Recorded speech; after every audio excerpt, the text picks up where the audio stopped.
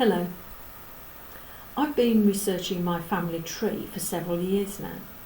I find it fascinating to see where my family have lived and what jobs they have done. One of my maternal great-grandfathers, William John Wood, was a baker. Is that why I have 2 children who bake for a living? He was also a lay preacher in a Wesleyan chapel in Weston-super-Mare, a place where I had many happy holidays throughout my childhood. The town, not the chapel. The chapel's now a bank. He married Amelia Coutura May. What a glorious name. They had 10 children and my grandfather was the 7th. He was given his mother's maiden name May as a middle name. Poor chap, but it was the tradition. When I was born, my mother wanted me to have it as a middle name too, and I have passed it on to my daughter, not being so cruel as to give it to one of my sons. One of my paternal great-grandfathers, Walter Clayton, lived in a little village called Great Ulm and was an agricultural labourer. He married Fanny Hunt, and my grandfather was the 7th of their 9 children, and his name was Harry George Clayton, which is where I get my first name, Georgina, from.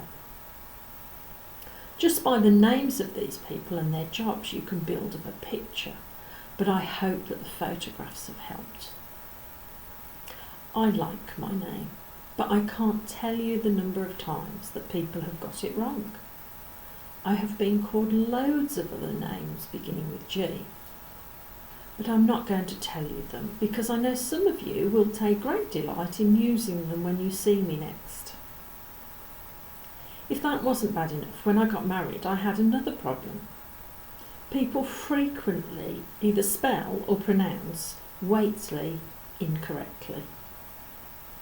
My mother-in-law did warn me, but I was in love and so I thought it would be okay, but it is a bit irritating. So now I've had a good moan. What is this all about? In the Gospel of John, chapter 10, verse 3 and 4, Jesus is likened to a shepherd and we are his sheep.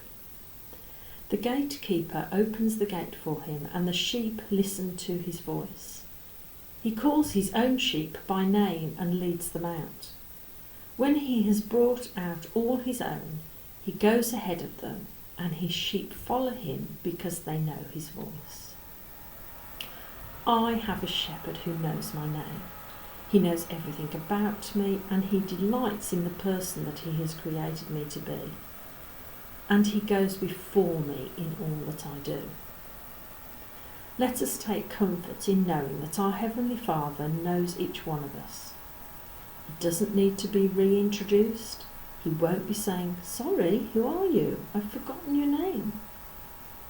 He calls us by name to be part of his kingdom, to be guided by him, to be led by him, and to serve him to fulfill our lives.